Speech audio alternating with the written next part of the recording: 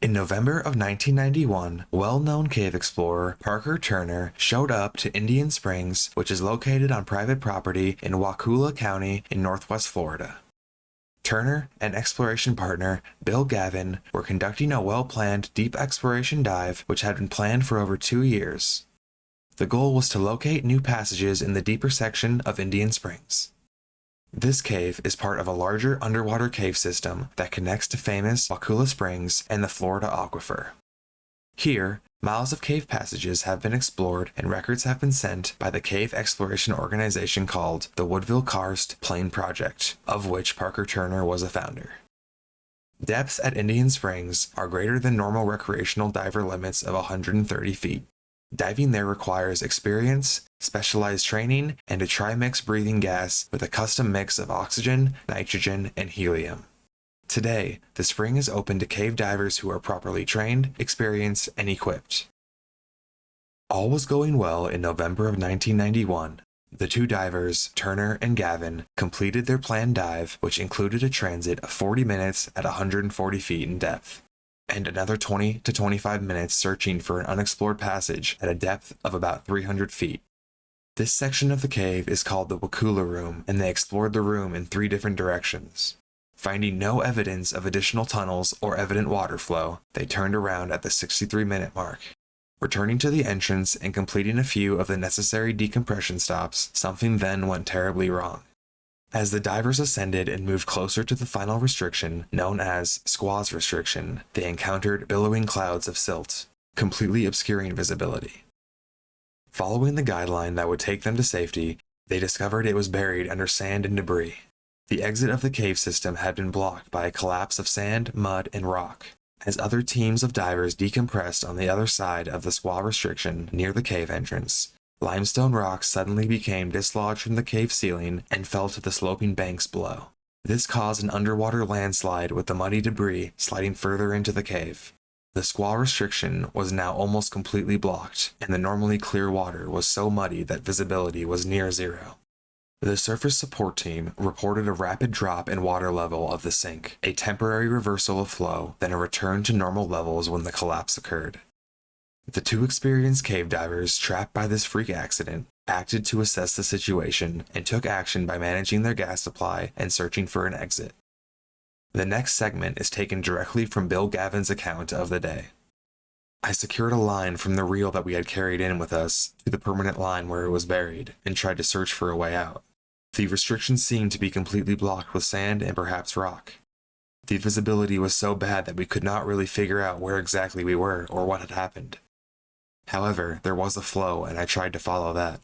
After finding no way past the blockage, I began to have doubts about our exact location. It seemed as though we had made some kind of mistake. While Parker continued to search, I swam about 300 feet back into the cave until I saw the upstream-downstream arrow marker. Though this marker is quite distinctive, I had to stare at it for a few seconds to convince myself that I really knew where we were. I swam back to the point where we had left our extra bottles and mobile scooters. Parker was waiting there. I'm not sure how many attempts we made to retrieve the buried line, but at least 45 minutes had passed, while we sought in vain for some way out. At one point, Parker showed me his pressure gauge, which indicated 400 psig of gas remaining in his doubles. He wrote on his slate, "What do we do?" I knew he was hoping that I had some kind of idea, but the only thing I could think to write was, "Hold on, I'll go look." I went back to search using my reel and sweeping left and right. Finding no exit, I decided to return to the stage bottles, which at least had a little more gas to offer. I had been gone for less than 5 minutes, but when I returned to the bottles, Parker was not there. I found my second stage bottle, which had about 600 psig left in it. I began breathing it while trying to think of some kind of plan. After about 4 minutes, it ran out, and I switched back to my doubles, which now had less than 300 psig of gas in it. With no other alternative, I decided to try one last effort at finding an opening. As I started back out, I saw that another line had been teed into the permanent line. I followed it without really understanding how it had gotten there. I reached a point at which the cave seemed to open up and saw something hanging down on the edge of my vision. As I swam under the object, it dimly occurred to me that it was the second stage of a scuba regulator. By now my doubles were almost empty and my regulator caught on the manifold as I passed. I rolled to my left to free it, and at this point I looked up and saw the permanent line rising at a sharp angle. I realized that I cleared the restriction and raced to our decompression bottles, which were hung at 100 feet.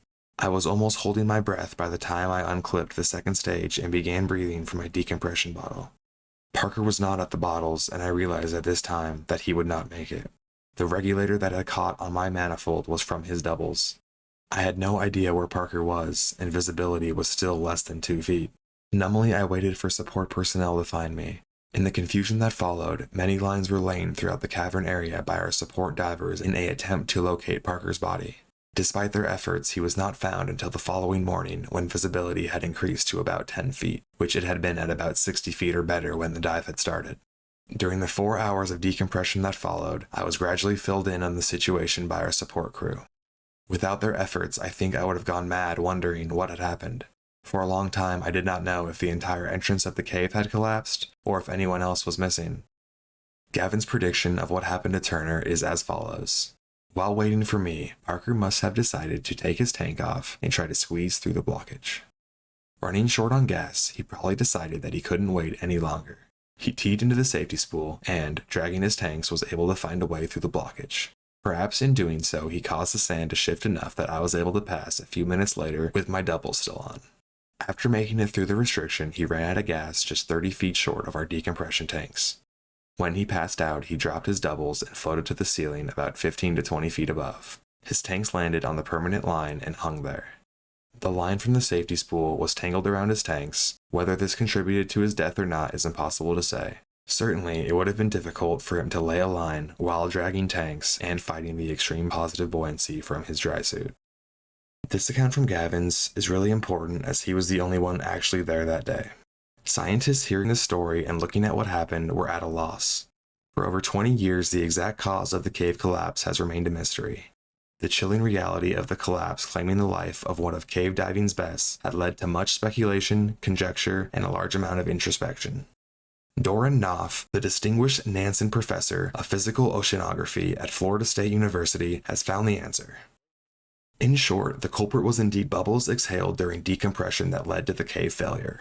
Long cave dives, such as the one at Indian Springs, require extensive decompression stops, with some of the stops being at depths of 10 to 20 feet. When a diver decompresses for 30 or more minutes in one place in a small cave passage, a considerable amount of gas is exhaled and trapped at the top of the cave. Bubbles change the density of the water and reduce buoyancy, which affect the stability of the limestone and dolomite making up the cave ceiling and walls. With several divers in the cave on the fateful November day, the buildup of exhaled gas changed the buoyancy near the opening, causing the rocks in the ceiling to effectively weigh more. They then dislodged from the ceiling and crashed to the unstable floor below, creating a landslide that helped claim the life of Parker Turner. In Doran Knopf's words, there were 3 processes that contributed to the Indian Spring collapse, all of which were necessary for the blockage to occur. First, someone was decompressing for a long time in the same spot, releasing a large number of bubbles to the cracks in the ceiling directly above him. Second, the bottom of the cave below the diver consisted of sediment whose slope was fairly close to what is normally called a critical slope. Third, there was a restriction upstream of the sloping sediment. As mentioned, all 3 components had to be present for the accident to occur. The bubbles expelled from the decompressing diver released rocks from the top of the ceiling.